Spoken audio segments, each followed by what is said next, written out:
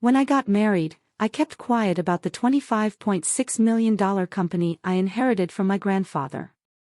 Thank God I didn't, because the very next day, my mother-in-law turned up with a notary public and tried to force me to sign it over.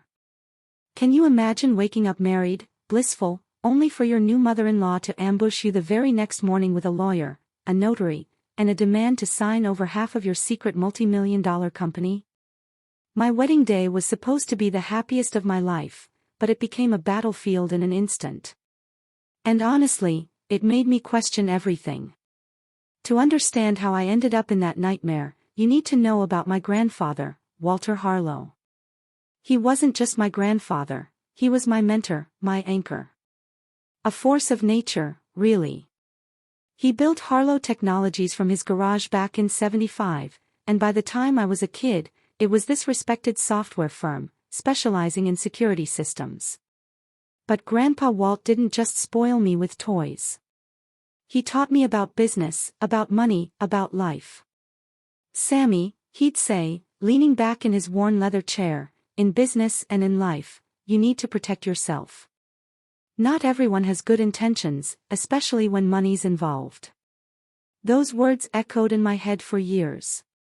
I spent every summer at the company, starting in the mailroom at 13, then moving through customer service, marketing, soaking up every single detail. By the time I got my MBA, I knew that business inside and out. Grandpa Walt was beaming with pride when I suggested our expansion into cybersecurity, a move that literally doubled our revenue. When pancreatic cancer took him 3 years ago, my world shattered. We all grieved. And then came the will. I was shocked to discover he'd left me 75% ownership of Harlow Technologies, valued at a cool $25.6 million. The rest went to the longtime employees who helped him build it. Your grandfather believed in you more than anyone, his lawyer, Frank Thompson, told me afterwards. He said you had the head for business and the heart for people. The perfect combination. Taking over as CEO was intimidating, but I channeled my grief into honoring his legacy. I kept my personal life low-key. No flashy cars, no luxury apartments shouting about my wealth. I lived comfortably, sure, but modestly, in a downtown loft, driving a 3-year-old Audi. I even continued my grandfather's tradition of anonymous philanthropy. It was at one of those charity events, a gala for children's literacy, where I met Jason. I donated a significant sum, but kept my name off the donor list. I was admiring some artwork by the kids when a tall man with kind eyes approached. "Beautiful, aren't they?" he said, gesturing to a vibrant painting. "One of my students created that. I teach 4th grade at Lincoln Elementary." His name was Jason Miller, 34, never married, dedicated to education. He had this easy laugh and a way of truly listening that made me feel so seen. When he asked about my work, I gave my standard answer: I manage investments for a technology firm. Not a lie, but definitely not the whole truth. Our first date was coffee. He insisted on paying despite my subtle attempts to grab the check. Our second was a hike where we talked for hours about books, dreams, families. Jason was incredibly close with his mom, Eleanor. She'd raised him alone after his dad abandoned them when he was 10. She sacrificed everything for me, he explained as we watched the sunset. Worked 2 jobs to put me through college. We're all each other has had for a long time. His devotion to his mother, that deep family loyalty, it really touched me. My grandfather valued that deeply. By our 5th date, I was completely falling for him. 3 months in, Jason invited me to Sunday dinner to meet Eleanor. I wore casual clothes, minimal jewelry, wanting to make a good impression without broadcasting my wealth. Eleanor lived in a modest 2-bedroom home in the suburbs, meticulously kept, with plastic covers on the furniture and family photos everywhere. "Jason has told me so much about you," Eleanor said, her smile not quite reaching her eyes as she assessed me. "He says you work in investments. That must be lucrative." "It can be," I replied cautiously. But it's more about helping the company grow sustainably than making quick profits. Throughout dinner, she grilled me, my family background, my salary, my benefits. I deflected as politely as possible while Jason looked increasingly uncomfortable. "Mom, this isn't a job interview," he finally interrupted when she asked if I owned or rented my apartment. "I'm just getting to know the woman my son is so smitten with," Eleanor replied with a tight smile. "Is that a crime?" Despite the awkwardness, Jason and I grew closer. He was thoughtful, passionate about his students, and he made me laugh every single day. He lit up when he talked about his class, and it reminded me so much of my grandfather mentoring young employees. 8 months in, Jason proposed during a weekend getaway. We were walking along the beach at sunset when he dropped to one knee, presenting a modest but beautiful diamond ring. "Sam, I know this seems fast," he said nervously, "but when you know, you know. I want to build a life with you. Will you marry me?" I hesitated just for a moment. My grandfather's words, "Protect yourself," flashed through my mind. But looking into Jason's earnest eyes, I pushed those concerns aside. "Yes," I whispered, tears welling up. "Yes, I will." That night, celebrating, I almost told him everything. The words were right there, on the tip of my tongue. But something held me back, a faint warning bell I couldn't quite identify. I decided I'd tell him soon, but I wanted to make sure my wealth wouldn't change anything between us first. After the wedding, I promised myself, once we're husband and wife, I'll tell him everything. I had no idea how fateful that decision would prove to be. The moment we announced our engagement, Eleanor appointed herself chief wedding planner. My vision of a small, intimate ceremony evaporated under her influence. "You can't have the reception there," she dismissed my suggestions. "What about the Wesley Country Club? I know it's pricey, but surely your investment job pays well enough." Every single conversation somehow circled back to finances. One Sunday over brunch, while Jason was getting coffee refills, Eleanor leaned in conspiratorially. "Have you two discussed joining accounts after the wedding?" she asked. "I've always believed marriage means sharing everything. No secrets, especially about money." "We haven't decided yet," I replied carefully. "We both value some financial independence." Eleanor's smile tightened. "Independence is for single people, Samantha. Marriage is about becoming one unit." The red flags kept mounting. One afternoon, I stopped by Jason's apartment while he was at work to drop off some paperwork for our marriage license. Eleanor had a key, another issue I planned to address after the wedding, and was supposedly there to drop off a casserole. I found her in Jason's home office, rifling through a stack of my documents I'd left on his desk, including investment statements from my personal accounts, separate from Harlow Technologies. "Oh," she started, quickly rearranging the papers. I knocked over these while dusting. Such a mess. The statements had been neatly organized in a folder. She couldn't have knocked them over. I said nothing, but made a mental note to be more careful.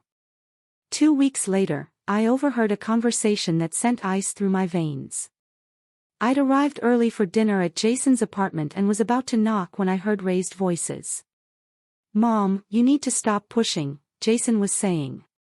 "Sam and I will figure out our finances ourselves." "I'm only thinking of your future," Eleanor insisted. "You've struggled with student loans for years while she's clearly doing well. Marriage means her money becomes family money. That's how it works." "That's not why I'm marrying her," Jason protested. "Of course not, sweetheart," Eleanor's voice softened. "But there's nothing wrong with ensuring financial security in your marriage. Just talk to her about joint accounts after the wedding. Once everything's legal, you'll both be protected." I backed away from the door, my mind racing. Was Jason marrying me for money? Money he didn't even know I had. Or was Eleanor manipulating him? That night, I called my best friend, Katie Lawrence, who had been suspicious of Eleanor from the start. "I don't know if I'm being paranoid," I confessed after relating the conversation and other incidents. "You're not paranoid. You're perceptive," Katie said firmly. "Eleanor sees you as a meal ticket for her, and possibly for Jason, too." "Have you told him about the company yet?" "No," I admitted. "I was waiting until after the wedding." "Don't," Katie advised. "I know you love him, but something feels off. Protect yourself first, then see if he's worth trusting with the truth." The next day, I called Frank Thompson, my grandfather's lawyer, who now handled my business affairs. "I need to make sure my assets are protected before my marriage," I explained. "Especially the company." Frank immediately scheduled a meeting. "Your grandfather would be proud of your caution," he said as we reviewed options. "Many people let love cloud their financial judgment."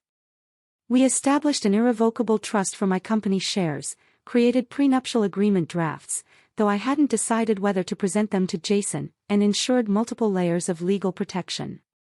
If anyone, including a spouse, tried to claim ownership of Harlow Technologies, they'd face a legal labyrinth designed to protect my grandfather's legacy. "This feels deceptive," I confessed to Frank. "Shouldn't marriage be about trust?" "Trust is earned gradually," he reminded me. "Your grandfather didn't even tell his own wife about certain business details until they'd been married 10 years. Protect the business first, then share information with Jason when you're ready." As the wedding approached, my anxiety spiked. I caught Eleanor making comments to relatives about Sam's important business connections, and how Jason was marrying into a comfortable situation. Each remark strengthened my resolve to keep my wealth private until I could be certain of both Jason's and Eleanor's intentions. The night before our wedding, as tradition dictated, we spent apart. I lay awake wondering if I was making a mistake. Not about Jason, I truly loved him, but about starting our marriage with such a significant secret.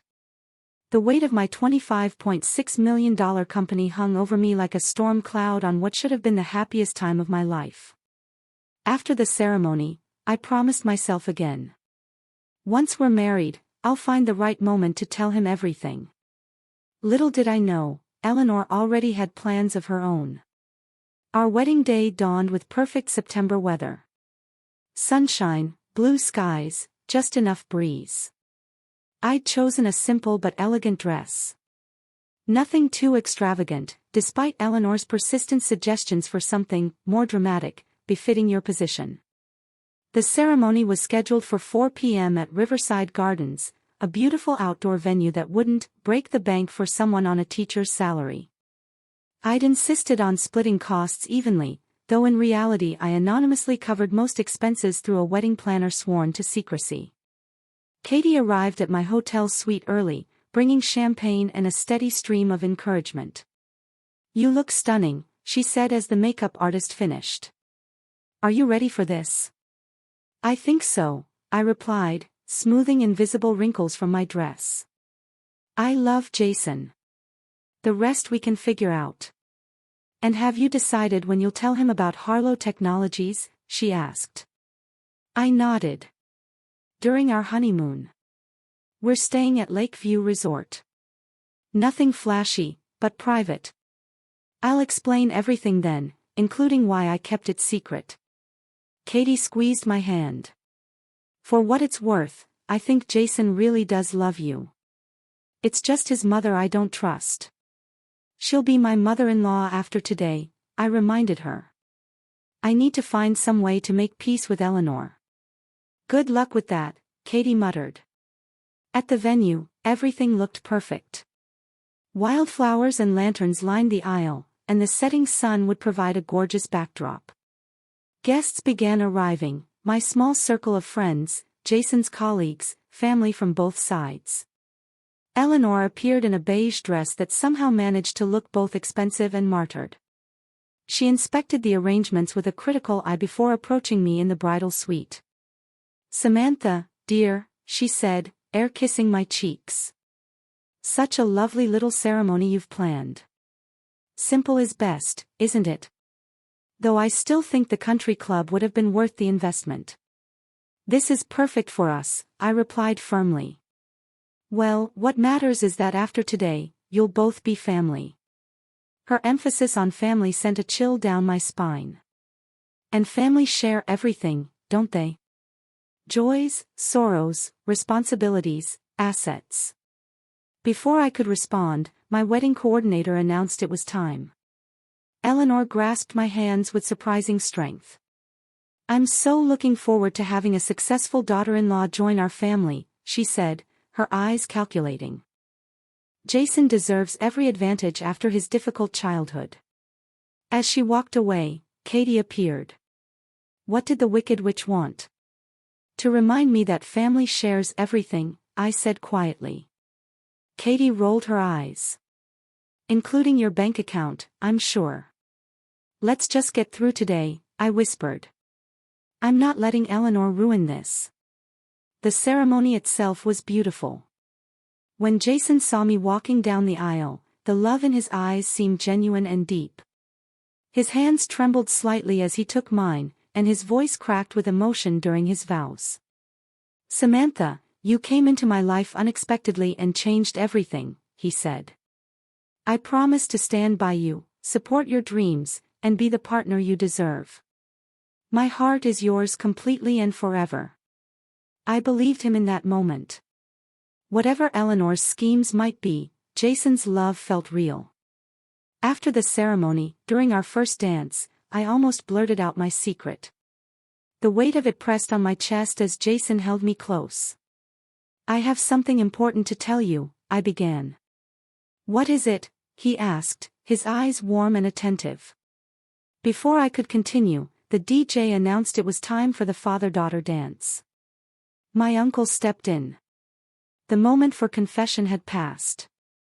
Throughout the reception, I noticed Eleanor engaged in intense conversations with various guests, including some of my colleagues who had no idea I owned the company they worked for. She seemed to be gathering information, piece by piece. During the cake cutting, Eleanor clinked her glass. I'd like to make a toast to the beautiful couple, she announced. To Jason and Samantha, may your union bring you both the security and prosperity you deserve, and may you always share your blessings equally, as true partners should.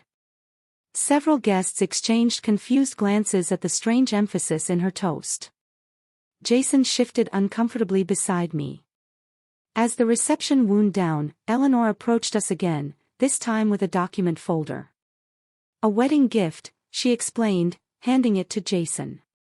Just some paperwork for you both to review tomorrow. Nothing that can't wait until after your wedding night. Jason took the folder with an unreadable expression. Thanks, Mom. Later, as we prepared to leave for the resort, I found a moment alone with Jason. Your mother seems very interested in our finances, I commented carefully. Jason sighed. She struggled so much when Dad left. It made her obsessed with financial security. Don't worry about it. I'll talk to her. Promise me something, I said, taking his hands. Promise that whatever happens, whatever decisions we make, they'll be ours, not your mother's. I promise, he said, kissing me softly. You come first now. Always. I wanted desperately to believe him. We arrived at Lakeview Resort after 11 p.m., exhausted but happy. The lakeside cabin I'd booked was rustic but comfortable, with a stone fireplace and panoramic windows overlooking the water. This is perfect, Jason said, wrapping his arms around me from behind as we gazed at the moonlight reflecting on the lake. Just you and me. That night, as we consummated our marriage, I pushed away all thoughts of secrets, companies, and interfering mothers-in-law. For those few hours, we were simply Sam and Jason, two people who loved each other, starting a life together. If only that feeling could have lasted past breakfast. We awoke late the next morning, sunlight streaming through the cabin windows. Jason kissed me tenderly. Good morning, Mrs. Miller, he murmured. Good morning, husband, I replied, savoring the moment. We had planned 2 nights at the resort.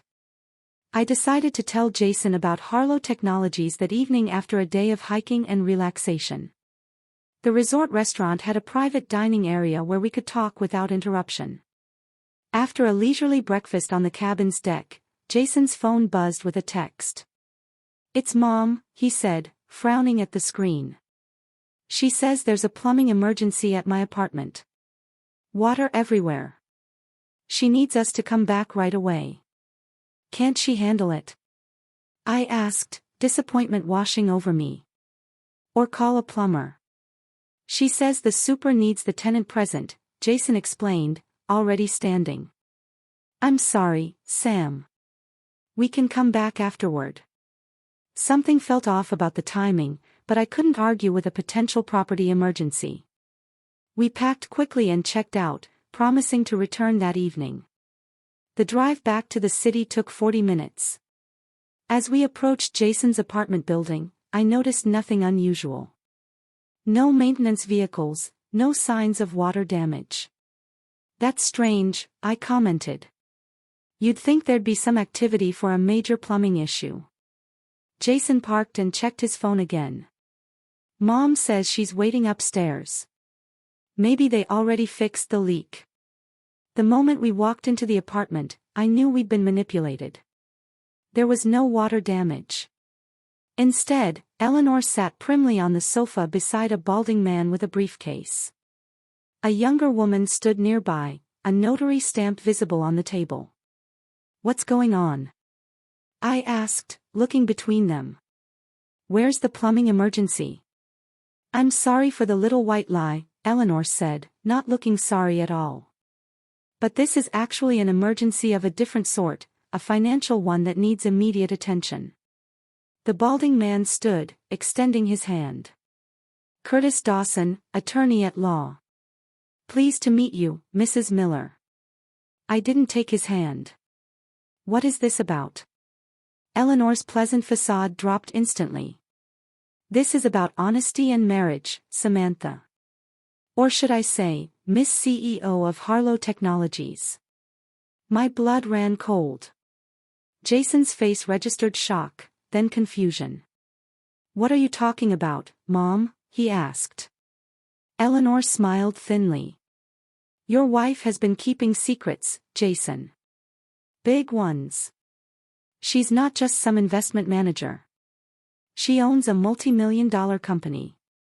$25.6 million to be exact." She turned to me, eyes glittering with triumph. "Did you think I wouldn't find out? That I'd let my son marry someone with hidden assets? I hired a private investigator the day after you got engaged." The room seemed to tilt beneath me. I looked at Jason, trying to gauge if he'd known about this ambush. "Is this true?" he asked me, his expression unreadable. Before I could answer, Eleanor pressed on. "Mr. Dawson has prepared the appropriate documents to transfer partial ownership of Harlow Technologies to Jason, as would be proper between spouses. Miss Bradley here is a notary who will witness the signatures." She gestured to the stack of papers on the coffee table. "Now that you're legally married, it's time to combine assets properly." I found my voice at last. "You arranged all this? A fake emergency to ambush me with legal documents? And you expect me to just sign over my company?" "Not the entire company," Curtis Dawson interjected smoothly. "Just 50% ownership, which is standard in marital property." "There is nothing standard about this," I said, anger replacing shock. "And it's not how marital property works in this state." I turned to Jason, whose face had paled considerably. "Did you know about this?" He hesitated. Just long enough for my heart to crack. "I knew Mom had concerns about your finances. She mentioned discovering you had more assets than you disclosed, but I didn't know about this meeting." "Not exactly. Not exactly." I repeated incredulously. "What does that mean?" Eleanor cut in. "Jason and I discussed the importance of financial transparency after marriage. He agreed you should share your assets with him." "Is that true?" I demanded, looking directly at Jason. He ran a hand through his hair, clearly uncomfortable. Mom said it was strange you were so secretive about your job.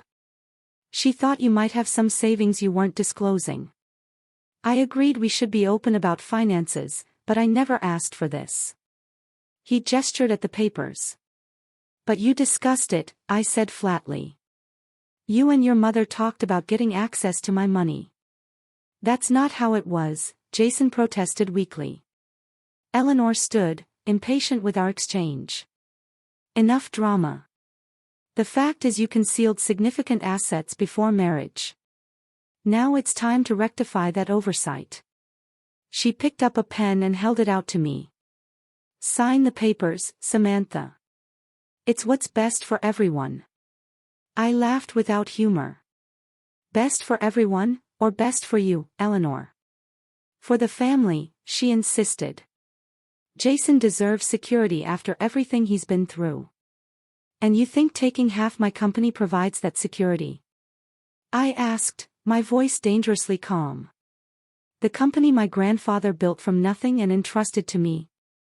Technically, Curtis Dawson interjected, these documents would transfer 25% to Jason and 25% to a family trust that would benefit both Jason and Eleanor. In case that's not enough, I cut him off, turning back to Eleanor. You want half my company in your control. Let's be perfectly clear about what's happening here. Eleanor's mask slipped completely. Then you owe it to this family. Do you think I'd let my son marry someone who could walk away with millions while he's left with nothing? Sign the papers. The notary, Miss Bradley, looked increasingly uncomfortable. Perhaps I should come back another time, she suggested, reaching for her stamp. Stay right there. Eleanor commanded. We're resolving this today. I took a deep breath, centering myself. My grandfather had prepared me for business confrontations, teaching me to remain calm when others lost control. I will not be signing anything today, I said firmly. In fact, Mr. Dawson, I suggest you research my company more thoroughly before presenting such documents. Had you done your due diligence, you'd know that Harlow Technologies' ownership is protected by multiple layers of trusts and legal safeguards that make what you're attempting impossible and potentially actionable as attempted fraud. Curtis Dawson paled visibly. Mrs. Miller, I was led to believe these were standard postnuptial arrangements with a willing participant. Well, you were misled, I replied. And I would reconsider your client relationship if I were you. Eleanor's face contorted with rage. You can't do this. You tricked my son into marriage under false pretenses. That's rich coming from the woman who just faked a plumbing emergency to ambush me with a notary. I shot back. I turned to Jason, who stood frozen in the middle of the room. And you? Did you marry me knowing about this plan? Was getting access to my money the goal all along? No, he exclaimed. I had no idea about the company, Sam. I swear.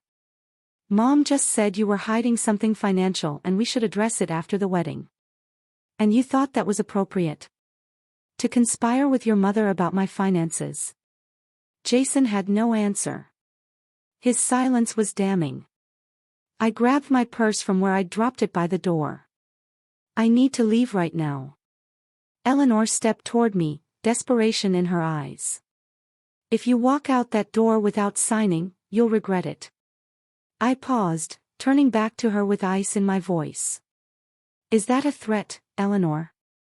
It's a promise, she hissed. I'll make sure everyone knows you tricked Jason. That you're a liar who hid millions from her husband. I smiled without warmth. And I'll make sure everyone knows you tried to coerce your daughter-in-law into signing over company assets the day after her wedding. Which story do you think sounds worse? Without waiting for an answer, I looked at Jason one last time. His face registered shock, confusion, and the dawning realization that he'd made a terrible mistake. I thought you were different, I said quietly. I thought what we had was real. Then I walked out, closing the door firmly behind me. I drove aimlessly for nearly an hour, tears blurring my vision. Eventually, I found myself outside Katie's apartment building. She opened her door, took one look at my face, and pulled me inside. "What happened?" she asked, leading me to her couch. "You're supposed to be on your honeymoon." Through broken sobs, I explained the entire nightmare: Eleanor's ambush, the notary, Jason's complicity. Katie listened without interrupting, her expression darkening with each detail. "That manipulative witch," she finally exploded when I finished. "And Jason, how could he let this happen?" "I don't know what to do," I admitted, accepting the glass of wine she pressed into my hands. "I'm legally married to someone who apparently conspired with his mother to get access to my company." "You need to call Frank Thompson right now," Katie insisted. "This is exactly why your grandfather taught you to be cautious." I nodded, pulling out my phone. Frank answered on the second ring, and his reaction was immediate and decisive. "Come to my office first thing tomorrow," he instructed. "Don't communicate with either of them until we've discussed your options. And Samantha, your grandfather would be proud of how you handled this." That night, I stayed in Katie's guest room. My phone buzzed periodically. Jason had called 17 times and left 8 voicemails, each more desperate than the last. "Sam, please call me back." It wasn't what it looked like. I had no idea what Mom was planning. "Please believe me. I didn't marry you for money. I don't care about the company." I couldn't bring myself to listen to all of them. My wedding ring felt heavy and foreign on my finger. I slipped it off and placed it on the nightstand, finally falling into restless sleep around 4 a.m. The next morning, Frank Thompson welcomed me into his office, understanding in his eyes. At 72, he had the same shrewd intelligence as my grandfather, along with a grandfatherly warmth that made me feel protected. "First, let me assure you that your company is completely secure," he began. "The trusts we established before your marriage make it impossible for anyone, including a spouse, to claim ownership without your explicit consent through very specific legal channels." I exhaled in relief. So, Eleanor's documents were meaningless. "Worse than meaningless," Frank confirmed. "What she attempted could potentially be considered attempted fraud or coercion if you wanted to pursue legal action." "I don't," I said quickly. "I just want this nightmare over with." Frank nodded. "Then let's discuss your marriage. You have several options. None of them pleasant, I'm afraid." He outlined the possibilities: immediate annulment on grounds of fraud if I could prove Jason married me to gain access to assets, divorce, messy but straightforward given the brief marriage, or attempting reconciliation with clear legal boundaries. "What would you do?" I asked him after he finished. "If your daughter were in my position." Frank removed his glasses, polishing them thoughtfully. "I'd want to be absolutely certain about Jason's involvement before making any permanent decisions. He may be a victim of his mother's manipulation, too." "But he knew something," I insisted. "He admitted they discussed my finances." "Many people discuss finances before marriage," Frank pointed out gently. "The question is whether he intended to defraud you, or was manipulated by Eleanor. Only you can determine that, Samantha." I left Frank's office with a plan: take a week's leave from Harlow Technologies to sort through my personal crisis. My assistant was told only that I was extending my honeymoon leave due to personal matters. Back at Katie's apartment, I found 3 deliveries waiting: flowers, a handwritten letter, and a small package, all from Jason. The letter was 8 pages of explanation and apology. I read it twice, trying to discern genuine remorse from damage control. "Mom has always been obsessed with financial security," he wrote. "After she met you, she became convinced you were hiding something. She kept suggesting you might be in debt or have financial problems. It never occurred to me you might be wealthy. I just thought Mom was being paranoid and overprotective as usual." He claimed he'd agreed to discuss finances openly after the wedding, but had no knowledge of Eleanor's plans with the notary. The package contained his copy of our marriage certificate and the key to his apartment, symbolic gestures of placing control in my hands. "It all sounds convenient," Katie commented when I showed her the letter. "He gets to blame everything on Mommy dearest." "But what if he's telling the truth?" I asked. "What if he really is just caught between his manipulative mother and me?" Katie sat beside me on the couch. "There's only one way to find out. You need to talk to him on your terms, not his or Eleanor's." After 3 days of soul-searching, I texted Jason. "We need to talk. Bring your mother. Tomorrow, 2 p.m. Thompson Legal Offices downtown. This is non-negotiable." His response was immediate. "We'll be there. Thank you for giving me a chance to explain." I spent that night reviewing everything I knew about Jason, searching for signs I might have missed. Had there been indications of his true character that love had blinded me to? Or was he truly the good man I believed I'd married, just with an unhealthy attachment to his manipulative mother? The next morning, I met with Frank to prepare for the confrontation. "I need to know exactly where I stand legally and what my options are going forward," I explained. "You're in a position of strength," he assured me. "Don't forget that. They have no leverage except your feelings for Jason." At exactly 2 p.m., Frank's assistant showed Jason and Eleanor into the conference room. Jason looked terrible, unshaven, dark circles under his eyes, clothes wrinkled. Eleanor, by contrast, was immaculately dressed, though her pinched expression betrayed her displeasure at the setting. Frank introduced himself as my attorney, causing Eleanor's eyebrows to shoot up. "You already had a lawyer ready to ambush us," she accused. "Miss Miller," Frank said coolly, "given that you arranged a notary and attorney to surprise my client the day after her wedding, I suggest you reconsider your position on who is calculating in this situation." Eleanor bristled but fell silent. Jason hadn't taken his eyes off me since entering the room. "Sam," he began, "I can't tell you how sorry." I raised a hand to stop him. "Before anyone says anything else, I want complete honesty about what happened. Both of you need to understand my position." I took a deep breath.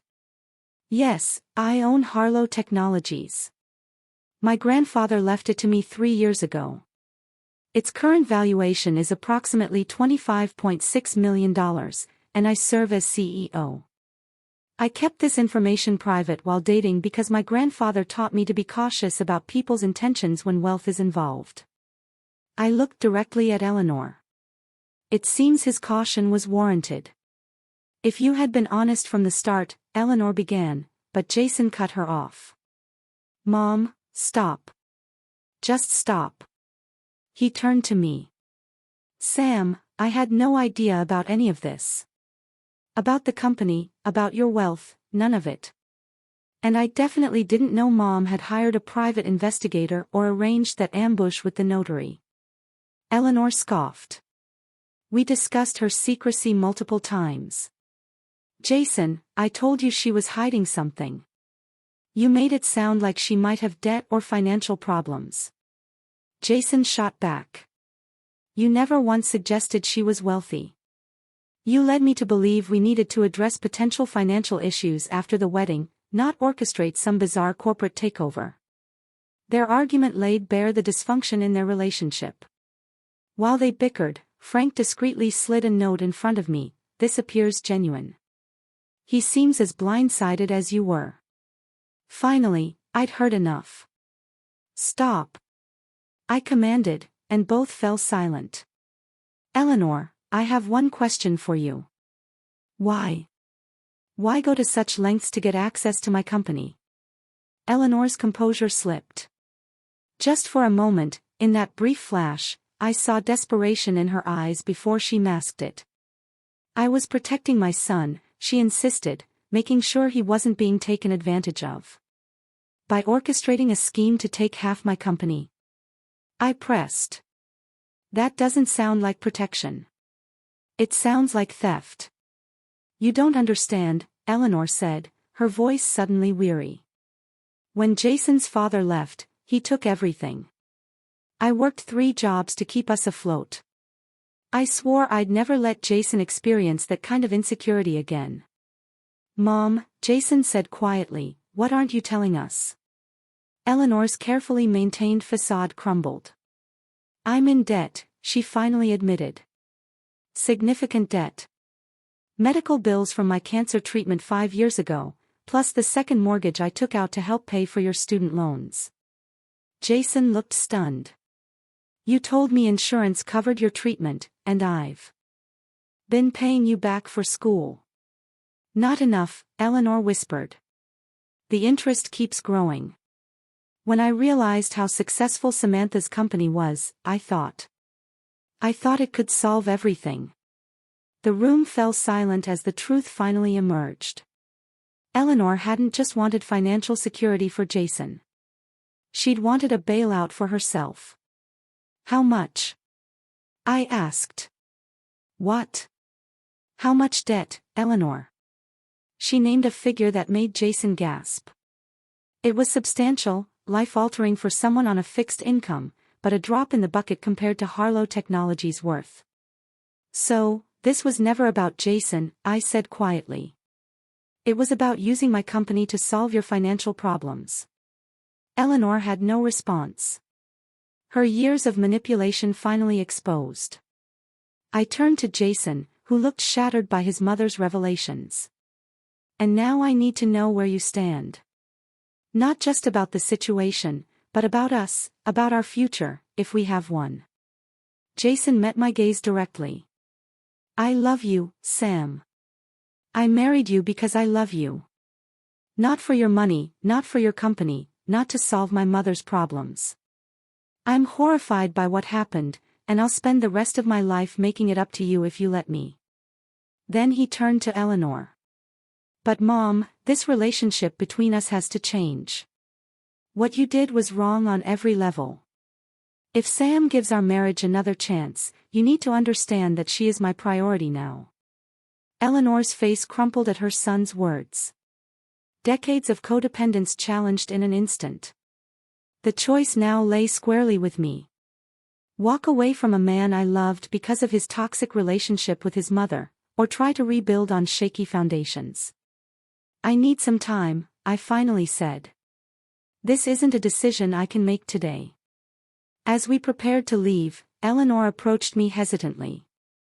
For what it's worth, I am sorry. Not just for getting caught, but for what I tried to do. Desperation makes people do terrible things. It wasn't enough. Not yet. But it was a start. 2 weeks passed without a resolution. I moved back to my loft, returned to work at Harlow Technologies, and tried to make sense of my suspended life. Jason and I communicated sporadically through carefully worded texts. Neither of us ready to determine our future. Eleanor, surprisingly, maintained her distance.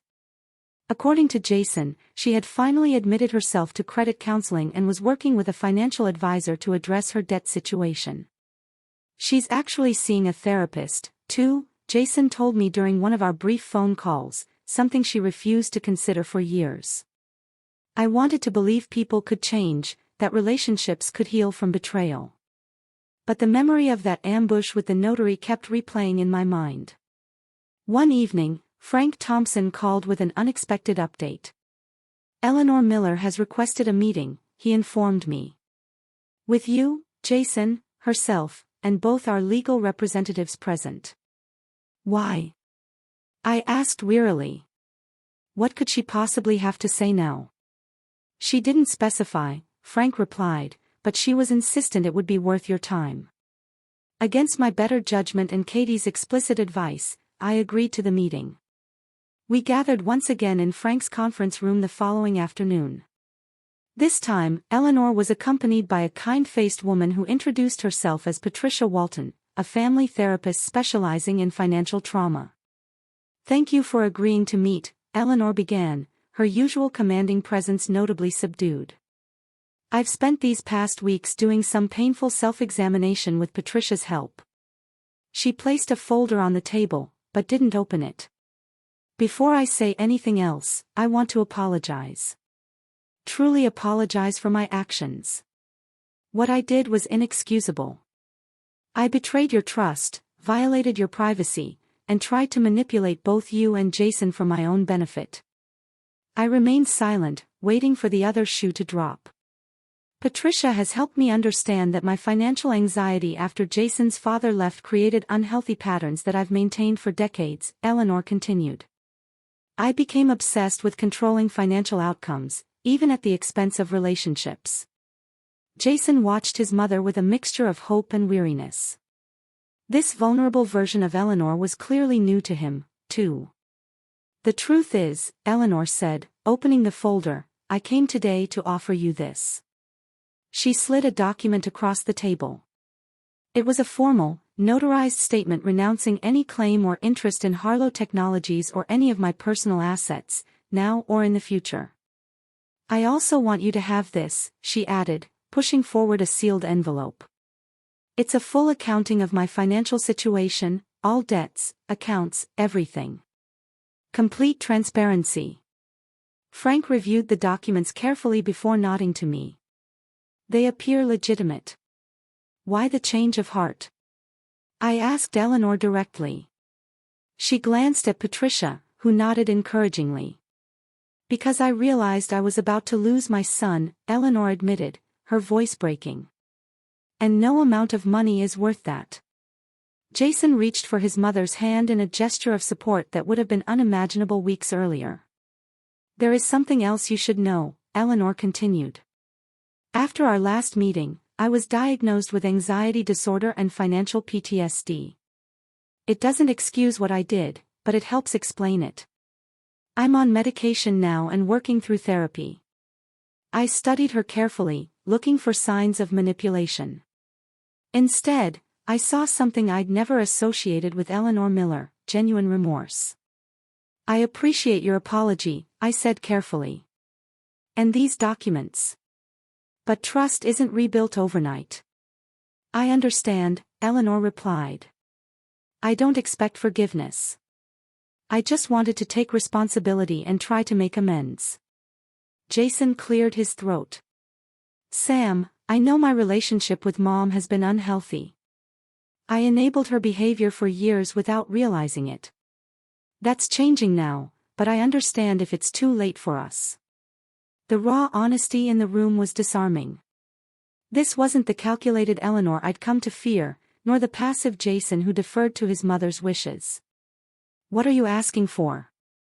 I directed my question to both of them. A chance, Jason said simply. Not to pick up where we left off. We can't do that. But to try again with healthier boundaries and complete honesty. Eleanor nodded. And I'm asking for the opportunity to earn back some measure of respect, even if trust isn't possible yet. I'm committed to continuing therapy and maintaining appropriate boundaries with both of you. Frank passed me a note, their actions matched their words so far. Your decision. After a moment's consideration, I made a decision of my own. Eleanor, I began. I appreciate your apology and these documents. They're a meaningful first step. However, I need to be very clear.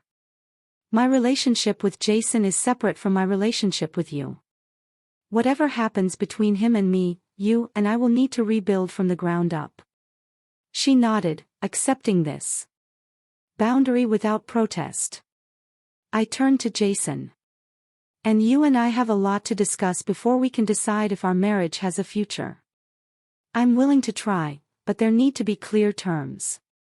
Anything, he said immediately. Whatever you need. I outlined my conditions: couples therapy, a formal post-nuptial agreement drafted by Frank, separate living arrangements for at least 3 months while we worked through our issues, and a complete moratorium on Eleanor's involvement in our financial discussions. And one more thing, I added. I want you to understand my company. Really understand it. The legacy it represents, the responsibility I carry. If we're going to have a future together, you need to see that part of my life. Jason agreed without hesitation. Eleanor, to her credit, supported these boundaries and excused herself from further discussion of our marital issues. As the meeting concluded, I felt a strange sense of cautious optimism.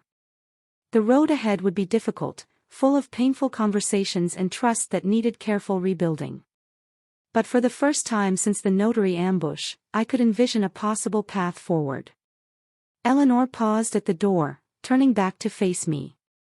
"Samantha, your grandfather was right to protect his legacy so carefully, and he was right to entrust it to you.